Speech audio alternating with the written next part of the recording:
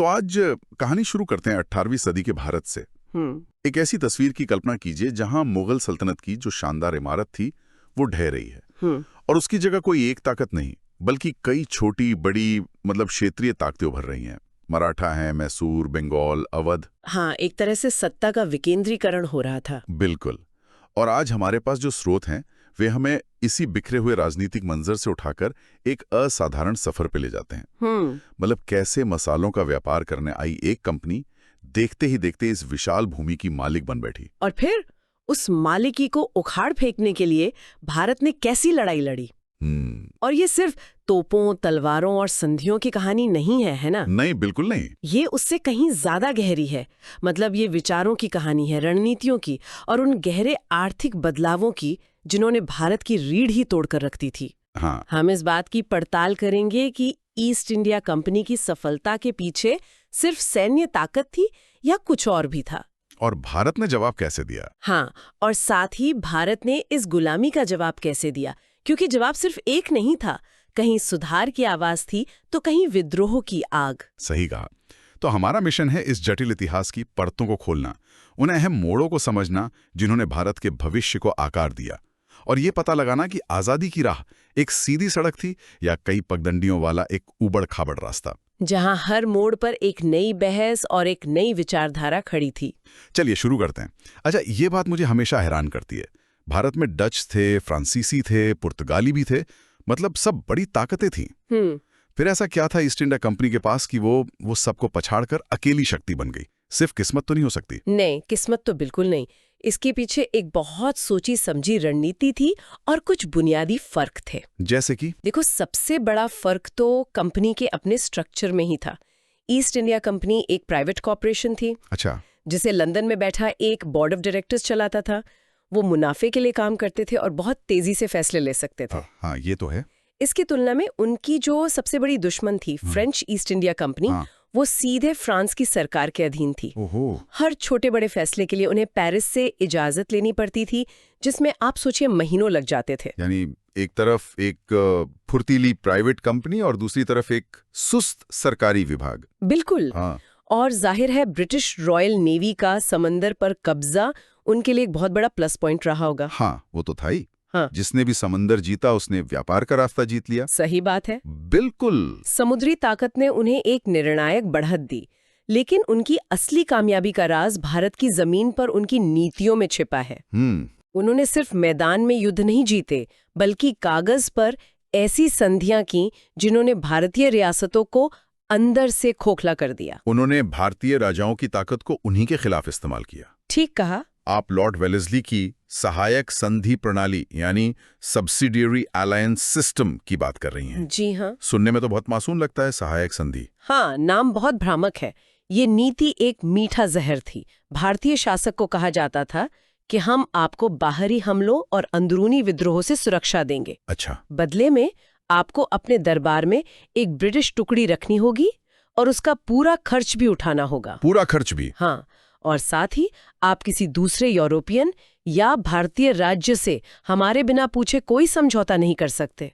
सुरक्षा के नाम पर आप अपनी सेना, अपना पैसा और अपनी विदेश नीति सब कुछ अंग्रेजों के हाथ में दे रहे हैं। असल में आप अपने ही घर में कैदी बन गए। ठीक यही होता था। और अगर कोई शासक सेना का खर्च नहीं दे पाता था तो उसके राज्य का एक बड़ा हिस्सा बतौर जुर्माना हड़प लिया जाता था। और फिर लॉर्ड डलहौजिया, वो तो इस खेल को एक नए ही स्तर पर ले गए अपनी व्यपगत का सिद्धांत यानी डॉक्ट्रिन ऑफ लैप्स के साथ। हाँ, बिल्कुल। जिसके तहत अगर किसी राजा का अपना पुरुष उत्तराधिकारी नहीं है तो उसका राज्य सीधे कंपनी के अधीन हो जाएगा। सतारा, झांसी, नागपुर। हाँ, कई रियासतें इसी नीति का शिकार हुईं। और जहां ये दोनों चालें काम नहीं आती थी वहां एक तीसरा हथियार था, कुशासन का आरोप।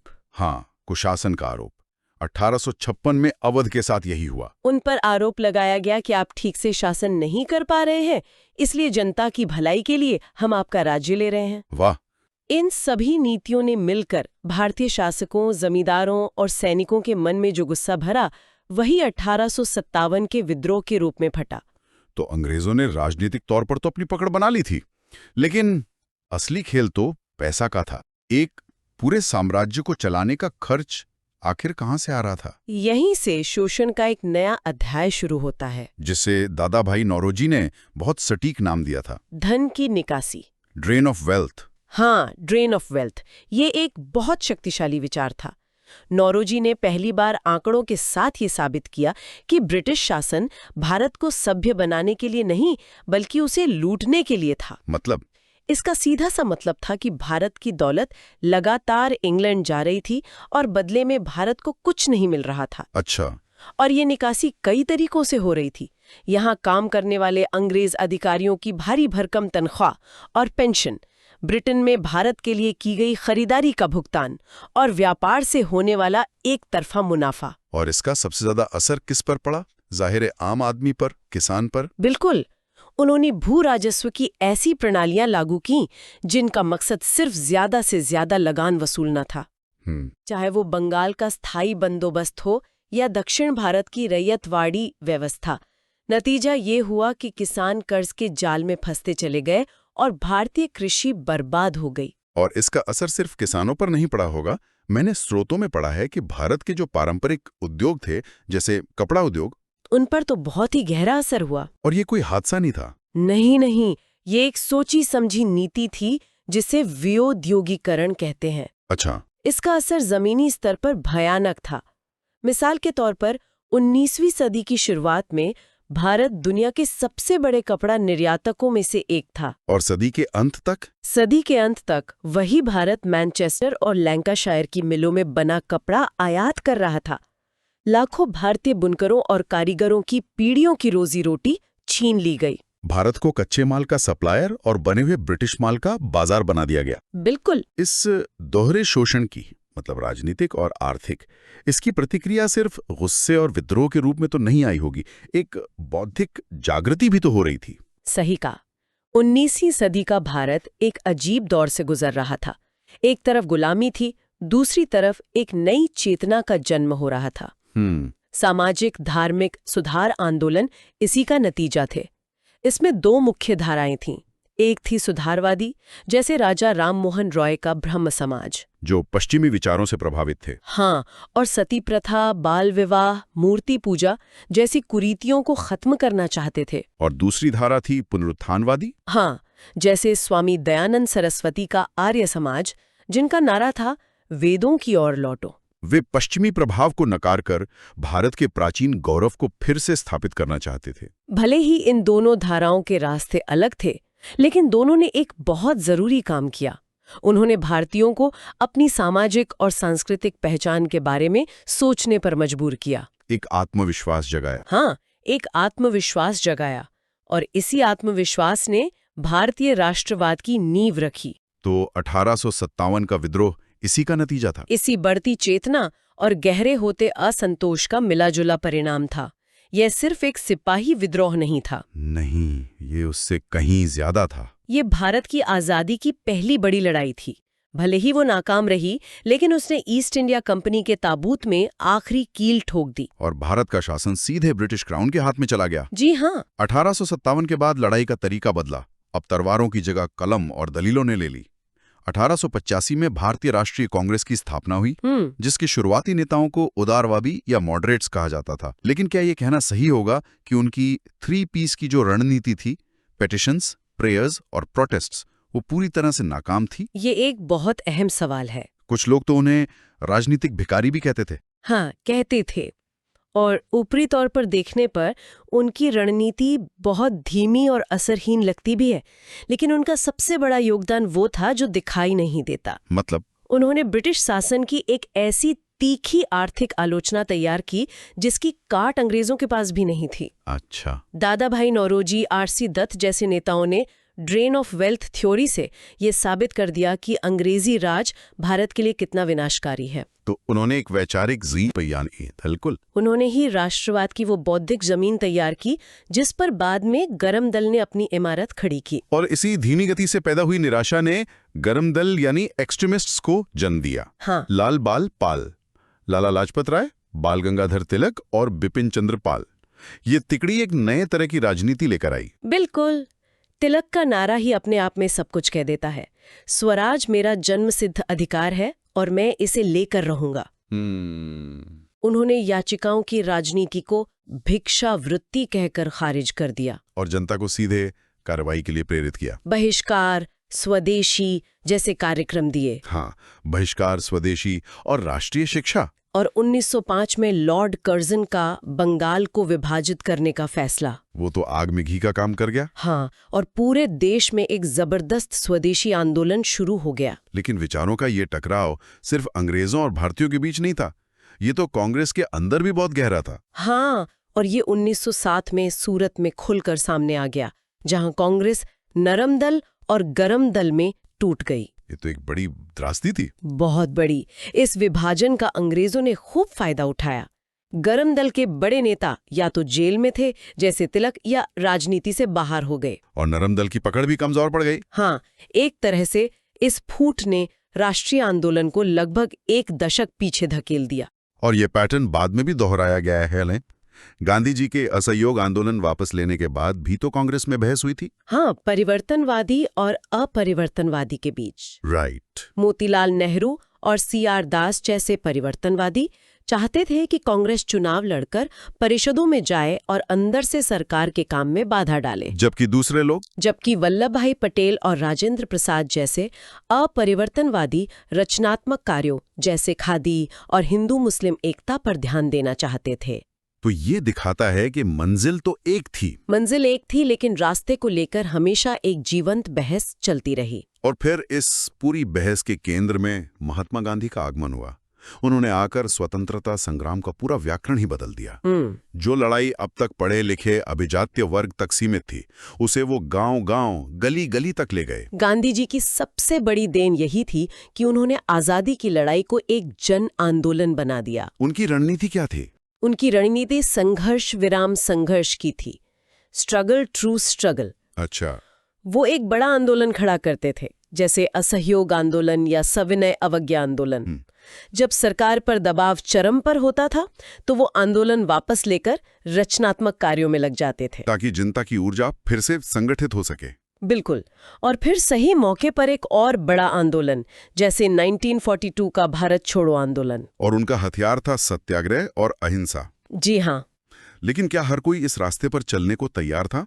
क्योंकि उसी दौर में एक और धारा भी तो थी, जो मानती थी कि आजादी मांगने से नहीं, छीनने से मिलेगी। हाँ, बिल्कुल। भगत सिंह, चंद्रशेखर आजाद और उनकी हिंदुस्तान सोशलिस्ट रिपब्लिकन एसोसिएशन यानी HSRA का रास्ता गांधी जी के रास्ते से पूरी तरह अलग था। वो सिर्फ राजनीतिक आजादी नहीं चाहते थे। नहीं, वो रूसी क्रांति से प्रेरित थे और उनका सपना एक समाजवादी भारत बनाने का था, जहां किसानों और मजदूरों का राज हो। वो कर्म द्वारा प्रचार, प्रोपेगेंडा बाय डीड में विश्वास करते थे, जैसे दिल्ली की असेंबली में बम फेंकना। हाँ, और उन्होंने साफ कहा था कि उनका मकसद किसी को मारना नहीं था। जैसा कि भगत सिंह ने अदालत में कहा, बहरों को सुनाने के लिए धमाके की जरूरत होती है। उनका मकसद हिंसा फैलाना नहीं, बल्कि सोए हुए देश और जालिम सरकार को जगाना था। हाँ, उनके बलिदान ने देश के नौजवानों में एक ऐसी चिंगारी जला दी जो आज भी प्रेरणा देती है। वैचारिक मतभेदों की बात करें तो शायद सबसे गहरा और मौलिक मतभेद महात्मा गांधी और डॉक्टर BR अम्बेडकर के बीच था। ये सिर्फ रणनीति का नहीं, बल्कि दृष्टि का फर्क था। यहाँ गांधी और अम्बेडकर की सोच में जमीन आसमान का फर्क था। गांधी जी अस्पृश्यता को हिंदू धर्म के अंदर की एक सामाजिक बुराई मानते थे, एक पाप, जिसे हिंदुओं को सुधारना था। हाँ, जिसे हिंदुओं को प्रायश्चित करके सुधारना था। इसीलिए उन्होंने उन्हें हरिजन यानी ईश्वर के लोग कहा। लेकिन अम्बेडकर के लिए यह समस्या सिर्फ छुआछूत की नहीं थी। नहीं, बिल्कुल नहीं। अम्बेडकर के लिए समस्या की जड़ हिंदू धर्म की पूरी जाति व्यवस्था थी। अच्छा। उनका मानना था कि जब तक जाति व्यवस्था रहेगी, तब तक दलितों का उद्धार नहीं हो सकता। वो गांधी जी के हरिजन शब्द को भी एक तरह का दिखावा मानते थे। तो वो क्या चाहते थे? उनके लिए दलितों को सामाजिक सुधार नहीं, बल्कि राजनीतिक अधिकार चाहिए थे।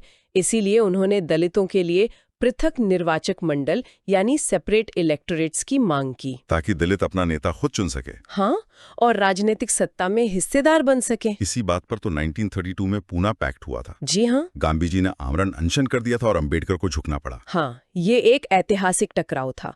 अम्बेडकर के लिए सामाजिक स्वतंत्रता यानी जाति के बंधनों से आजादी राजनीतिक स्वतंत्रता से कहीं ज्यादा जरूरी थी। उनका सवाल था, उस स्वराज का क्या फायदा जिसमें हमारे लिए कोई जगह ही ना हो। बिल्कुल। ये बहस दिखाती है कि आजाद भारत का मतलब हर किसी के लिए एक जैसा नहीं था। और जैसे जैसे आजादी नजदीक आ रही थी, एक और दरार चौड़ी होती जा रही थी हिंदू और मुसलमान के बीच। सांप्रदायिकता का जहर तेजी से फैल रहा था। और इस जहर को फैलाने में अंग्रेजों की फूट डालो और राज करो की नीति का बहुत बड़ा हाथ था। बहुत बड़ा। इसकी इंस्टीट्यूशनल शुरुआत 1909 में मॉर्ले मिंटो सुधारों से हुई, जब मुसलमानों को पृथक निर्वाचक मंडल दिया गया। इसका मतलब था कि मुस्लिम वोटर सिर्फ मुस्लिम उम्मीदवार को ही वोट दे सकता था। हाँ, और इसने राजनीति में धर्म को आधिकारिक तौर पर घुसा दिया।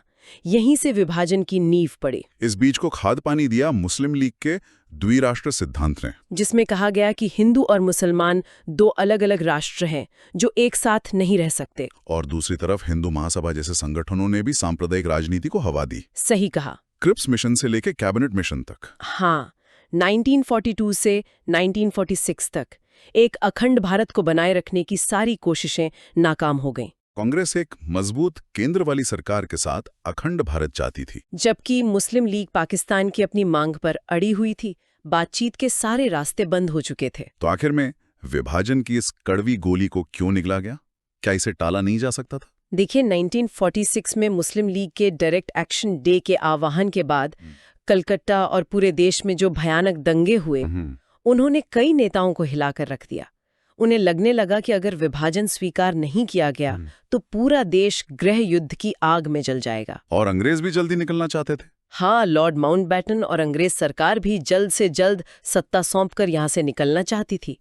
नेताओं के पास शायद बहुत कम विकल्प बचे थे। और नतीजा था मानव इतिहास का सबसे बड़ा और सबसे दर्दनाक विस्थापन, जिसमें लाखों लोग मारे गए और करोड़ों बेघर हुए। तो ये थी एक व्यापारिक चौकी से साम्राज्य बनने और फिर उस साम्राज्य के खिलाफ एक सदी तक चले जटिल और बहुआयामी संघर्ष की कहानी। हमने देखा कि आजादी की कोई एक सीधी राह नहीं थी। इसमें उदारवादियों की संवैधानिक दलीलें थीं, उग्रवादियों का जोशीला राष्ट्रवाद था, क्रांतिकारियों का सर्वोच्च बलिदान था और गांधी जी का विशाल जन आंदोलन था। बिल्कुल। और इन सब के बीच अंबेडकर जैसी आवाजें हमें लगातार याद दिलाती रहीं कि असली आजादी सिर्फ राजनीतिक नहीं होती। सामाजिक न्याय और समानता के बिना वो हमेशा अधूरी रहेगी। हाँ, हर धारा ने आजाद भारत की अपनी एक तस्वीर बनाई थी और ये तस्वीरें अक्सर एक दूसरे से टकराती थीं। हमारे स्रोतों में गांधी और अंबेडकर के बीच राजनीतिक और सामाजिक स्वतंत्रता की प्राथमिकता को लेकर जो बहस दिखाई गई है, वो आज भी उतनी ही प्रासंगिक है ना? बिल्कुल। और यहीं पर हम आज की इस चर्चा को एक सवाल के साथ छोड़ जाते हैं। क्या 1947 में भारत ने राजनीतिक स्वतंत्रता तो हासिल कर ली, लेकिन क्या सामाजिक स्वतंत्रता की वो लड़ाई जिसकी कल्पना अंबेडकर ने की थी, उससे जीतने का संघर्ष आज भी जारी है?